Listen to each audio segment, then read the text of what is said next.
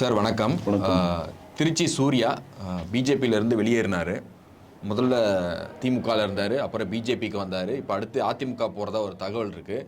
அவர் எங்கே வேணாலும் போட்டோம். ஆனால் இன்றைக்கி அவர் டார்கெட் பண்ணுறது யாரை பார்த்தீங்கன்னா சீமானுடைய நாம் தமிழர் கட்சியை. என்ன காரணம்? இதுக்கு பின்னாடி இருக்கக்கூட உண்மை பின்னணி என்ன சார்? இல்லை, திருச்சி சூர்யா அவர்கள் வந்து பிஜேபியில் இருந்தார். அவர் பிஜேபியில் இருந்த வரையும் மிகவும் ஒரு சர்ச்சையான இடத்துல தான் இருந்தார். இடையில அவர் இருந்த குறுகிய காலகட்டத்திலே அவரை வந்து டெய்ஸிக்கும் அவருக்கும் ஒரு சண்டை வந்து அவர் கட்சியை விட்டு நீக்கினாங்க. மறுபடியும் வந்து அமைதி படத்தில் சொல்கிற மாதிரி ஒரு ஒரு ஈஸுன்ற மாதிரி மறுபடியும் கட்சியில் மறுபடியும் சேர்த்தாங்க. மறுபடியும் அவர் வந்து வெளியில் போகிற மாதிரி ஒரு சூழ்நிலை வந்துச்சு, வெளியே போயிட்டார். இப்போ பிஜேபிக்கு அவருக்கு எந்த சம்மந்தமும் கிடையாது. ஸோ அதில் எந்த ஒரு மாற்று கருத்தும் கிடையாது. ஆனால் பிரதானமாக திருச்சி சூர்யா வந்து நாம் தமிழர் சம்மந்தமான எல்லா ஆடியோவும் ஏன் லீக் பண்ணுறாரு அப்படின்ற ஒரு கேள்வி நிறைய பேருக்கு எழுது. இது வந்து பெரிய ஒரு அரசியல் சூழ்ச்சி சொல்லலாம்.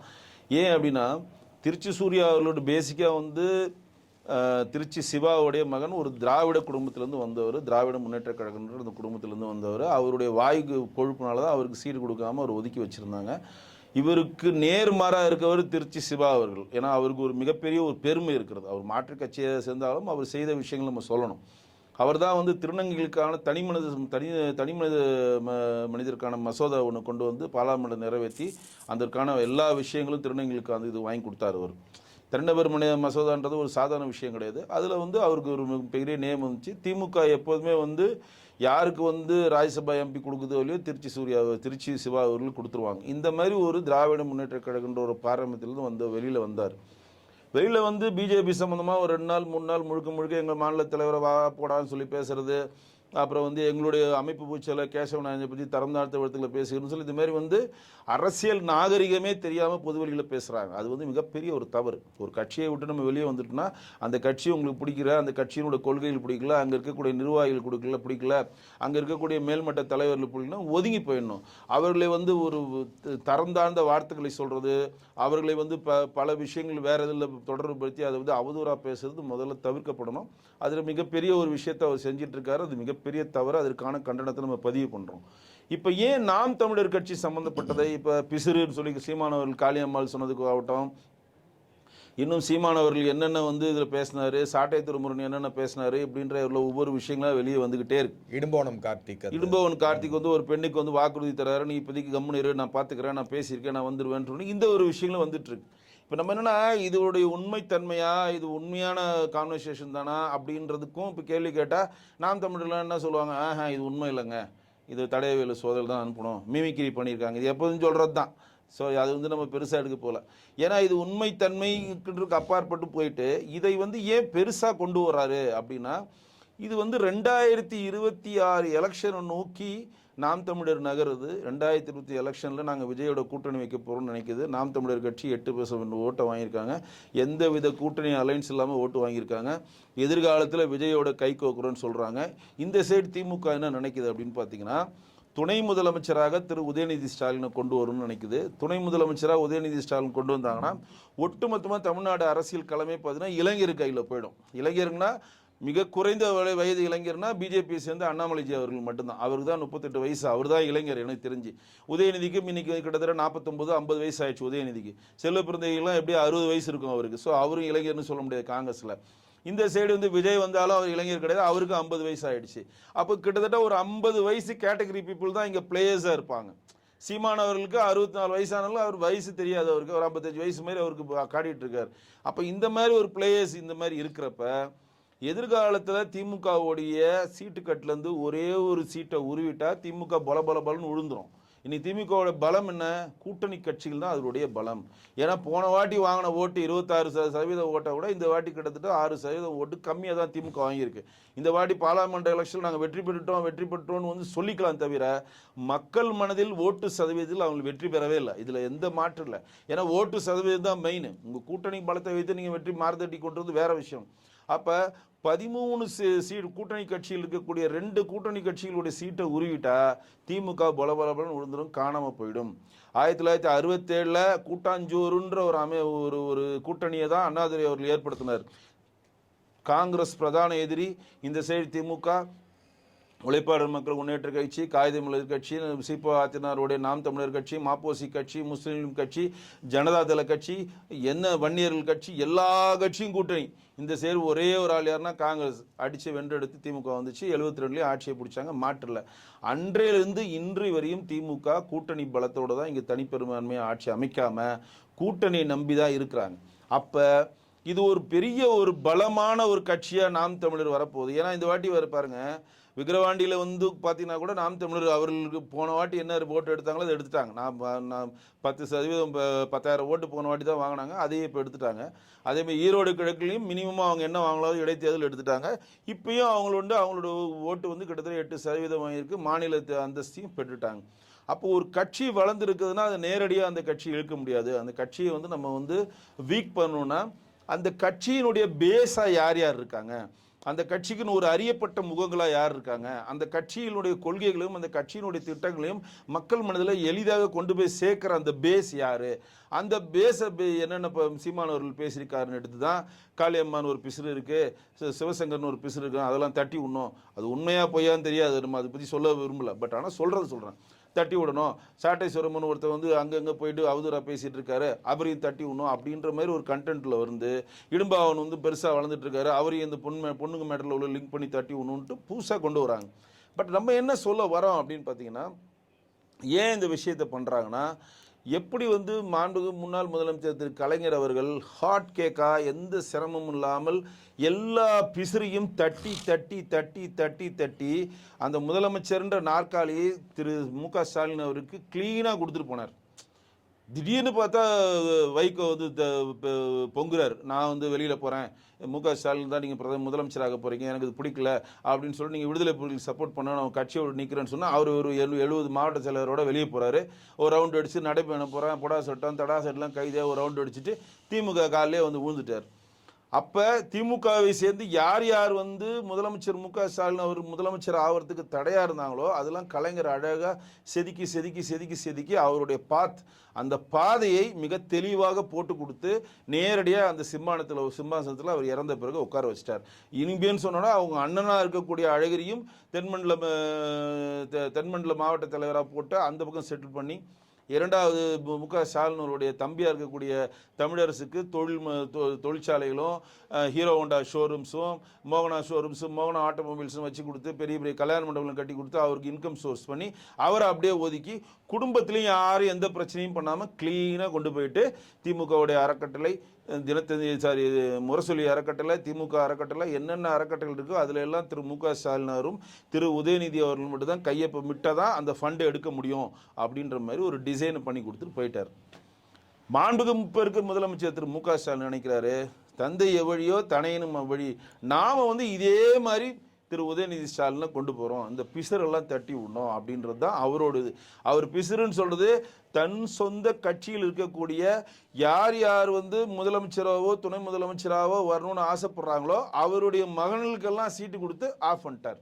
இப்போ உதாரணம் சொல்கிறேன், இப்போ திருச்சியில் அசைக்க முடியாத சக்தியே கே நேரு இருக்கார். நாளைக்கு கே நேரு வெளியே வந்து நான் தான் முதலமைச்சர் ஆகணும் அடம்புச்சார்னா என்ன பண்ணுறது? இன்னைக்கு வா, உன் பையன் யாருன்னா பேர் அருணா, இந்தா ஒரு சீட்டு பெரம்பலூர் எம்பி போ. துரைமுருகன் நீங்கள் வா, ரொம்ப பேசுறீங்க, உங்கள் பையன் யார் இருக்காரு, சிகாமணி இருக்காரா, இந்தா போ. கதிரானந்த் இருக்காரா, இந்தா கதிரானந்த் சீட்டு போ. பொன்முடி உனக்கு என்ன வேணும், சிகாமணி இருக்காரா, உனக்கு சீட்டா, இந்தா போ. டிஆர் பாலு ரொம்ப பேசுறியா, ராஜா இருக்கார், இந்தா அப்படி உனக்கு ஒரு சீட்டுன்னு சொல்லிட்டு திமுகவை சேர்ந்த பெரிய பெரிய தலைவர்கள் எதிர்காலத்தில் தனக்கு போட்டியாக வந்து விடுவார்கள், எதிர்காலத்தில் உதயநிதியை வந்து முதலமைச்சராக ஏற்றுக்கொள்ள மாட்டார்கள் நினைக்கிற அந்த தலைவருடைய வாரிசுகளுக்கெல்லாம் எம்எல்ஏவோ எம்பியோ கொடுத்து அவர்களை ஆஃப் பண்ணிட்டாங்க. இப்போ டிஆர் பாலு எடுத்து பேசுவாரா, இல்லை நான் உதயநிதி ஸ்டாலின் முதலமைச்சராக நாங்கள் ஒத்துக்க மாட்டோம், தொகுதி முதலமைச்சரை ஒத்துக்க மாட்டோம்.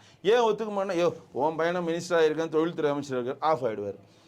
துரைமுருகன் பையன் என்ன சொல்லுவார், இல்லை நாங்கள் வந்து உதயநிதியை ஒத்துக்க மாட்டோம். நீ அமெரிக்காவில் இவ்வளோ நாள் இருந்த டாக்டர்னு சொல்லிட்டு இருந்தேன், திடீர்னு வந்தால் சீட்டு கேட்டால் அவன் பையனுக்கு சீட்டு கொடுத்தோம், அவனை வேலூரில் 2 வாட்டி ஜெயிக்க வச்சோம், இப்போ 2 வாட்டி எம்பி ஆகிட்டோம், ஆமாம் தலைவர் இவரே இருக்கட்டும்.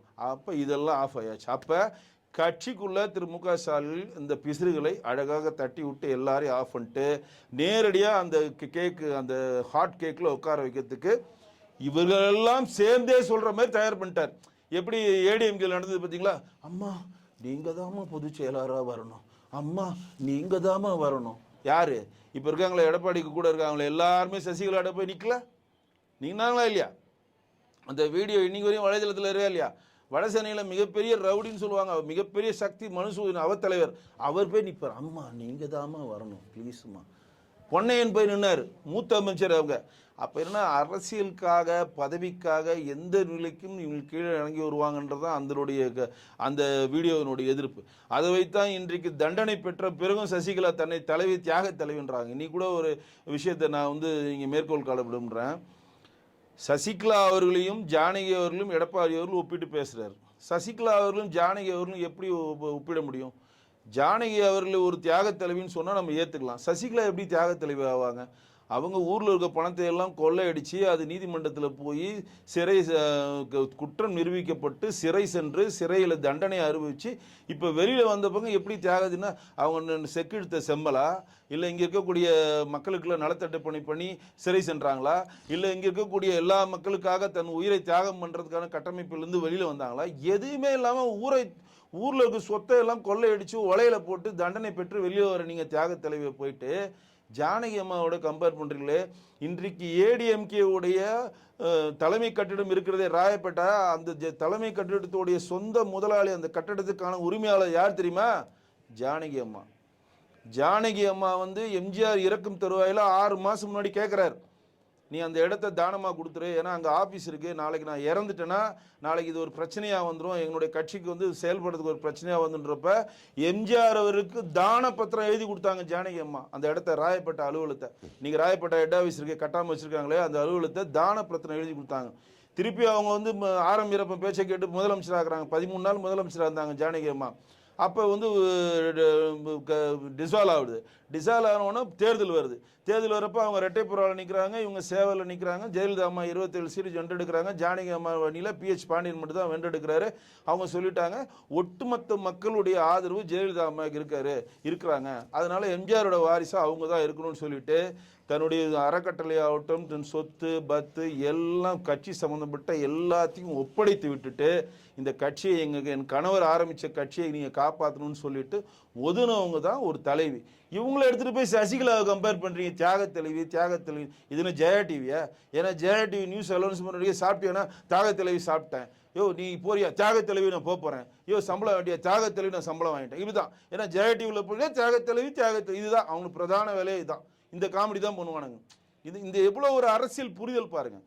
ஒருத்தங்க தன் சொத்தையே கொடுத்து பதவியும் கொடுத்து அந்த முதலமைச்சர்ன்ற பதவியே வேணான்னு விலகி ஒரு கட்சியை ஹேண்ட் ஓவர் பண்ணிட்டு போனவங்கள்ட்ட போய் இவங்களை கம்பேர் பண்ணுறாங்களே, அந்த கம்பேர் பண்ண ஆளுகிட்ட தான் இப்போ இருக்கக்கூடிய ஏடிஎம்கே கூடிய எல்லா லீடர்ஸும் பம்புனாங்க. அந்த வீடியோஸ் போய் பாருங்க, அந்த வீடியோஸ் பாருங்க. அது வந்து எவ்வளோ ஒரு மிகப்பெரிய ஆளுமையான ஆட்கள்லாம் பம்புனாங்க. அப்போ இது எதுக்கு இங்கே பதிவு செய்ய விரும்புகிறேன்னா, இந்த மாதிரி ஒரு கூட்டத்தை வளர்த்து விட்டால், அதாவது நாம் தமிழர் சீமான் வந்து வளர்றாரோ வளர மாட்டாரோ அது வேற விஷயம். ஆனால் சீமான் வந்து எக்காலத்தில் வளரக்கூடாது, அட் த சேம் டைம் அவர் அரெஸ்ட் பண்ணவும் கூடாது. சரி, இது எப்போ இந்த திருச்சி சூர்யாவோட வீடியோஸ் வந்து அதிகமாக வீரியமாகுதுன்னா, இவரை நம்ம அரெஸ்ட் சாட்டை துறையும் அரெஸ்ட் பண்ணுறாங்க. கல்ல குடிக்கொண்ட கருணாநிதினு ஒரு பாட்டை வந்து துரைமுருகன் பாடுறாரு, அது உடனே இப்போ அரெஸ்ட் ஆகிறாங்க, நீதிமன்றத்தில் போகிறாங்க. உன அரெஸ்ட் பண்ணி இவனை கூப்பிட்டு வர டிஸ்மிஸ் அவனை வெளியே விடியான்னு சொல்லி உடனே வெளியே விட்டவொடனே சீமான் வெளியில் வந்து இந்த பாட்டை நீ அவனுக்கு தானே அரெஸ்ட் பண்ணுற, என்ன அரெஸ்ட் பண்ணுன்னு சொல்லிட்டு எல்லா இதுலேயும் பாடுறாரு. நான் பாடுவேன், கருணாநிதி வந்து கொள்ளையடிச்சாருன்னு நான் பாடுவேன் அப்படின்னு சொல்லி சீமான் வந்து பாடுறப்ப அது வந்து திமுக காரங்களுக்கு ஒரு ஹர்ட்டாக இருப்ப, அப்போ தான் இந்த விஷயம் நடந்து முடிஞ்ச பிறகு தான் ஒரு வீடியோவாக வருது. நீ நல்லா கவனிங்க. அவர் வந்து கருணாநிதியை நேரடியாக அது வரையும் வந்து நல்லதோ கெட்டதோ மாண்புக்கு முன்னாள் முதலமைச்சர் கலைஞர் ஐயா அவர்கள் தான் சொல்லுவாங்க, அதில் மாற்றில்லை. அவர் வந்து தமிழுக்கு ஒரு மிகப்பெரிய ஒரு பேராற்றல் பண்ணியிருக்காரு, அதில் மாற்றில்லை. எல்லாரும் மரியாதையாக கூப்பிடணும் முன்னாள் முதலமைச்சர், அதில் மாற்றில்லை. அப்படி தான் சீமானும் கூப்பிடுவார் எல்லாருமே. அவர்கிட்ட இருக்கக்கூடிய பிடிச்ச ஒரு பழக்கம் என்னன்னா, எல்லாரையும் தன் சொந்தங்களாக இருப்பார். என் அப்போ என் தகப்பனார் அவர் தான், என் தந்தையார் அவர் தான், என் அம்மா அப்படி தான், அப்படின்னு என் சகோதரின்னு சொந்தமாக கூப்பிடுவார். அப்போ அந்த மாதிரி இருக்கப்போ சாட்டை திருமணம் நீங்கள் அரெஸ்ட் பண்ணிட்டீங்க, நெக்ஸ்ட் நான் பாடுறேன் என்னை அரெஸ்ட் பண்ணுங்கன்றப்ப திமுக சீமானை அரெஸ்ட் பண்ணால் இன்னும் வீரியமாகும், இன்னும் அவருடைய பேர் இன்னும் போகும், இன்னும் பயங்கரமாக ரீச் ஆகும், இன்னும் மக்கள் ஒன்று சேருவாங்க. அப்போ அவர் அரெஸ்ட்டும் பண்ணக்கூடாது, அட் த சேம் டைம் பலகீனமும் ஆக்கணும். இன்னொரு சேம் டைம் கட்சியில் எல்லா ஆஃபீஸரையும் தட்டி விட்டு உதயநிதியை கொண்டு வந்த மாதிரி ஆட்சியிலையும் வந்து எல்லாரையும் தட்டி விடணும். அப்போ இவங்க வந்து யாருனா ஒரு இளம் கட்ட தலைவர் வளர்றதுக்கு நாம் தமிழர் கட்சி வந்து ஒரு மிகப்பெரிய ஒரு தடையா இருக்குமோன்ற ஒரு பயத்தின் வெளிப்பாடு தான் திருச்சி சூர்யாவை வச்சு திமுக இயக்குகிறது. பட் ஒரு விஷயத்தை இங்கே பதிவு செய்ய விரும்புகிறேன். யாருடைய வளர்ச்சியும் யாருமே தடுக்க முடியாது, யாருடைய முன்னேற்றத்தையும் யாராலையும் தடுக்க முடியாது. அவரவர்களுடைய கர்மாவும் அவரவர்கள் செய்த நல்ல பணிகளும் அவருக்கு பெரும் பதவி அடைவாங்க.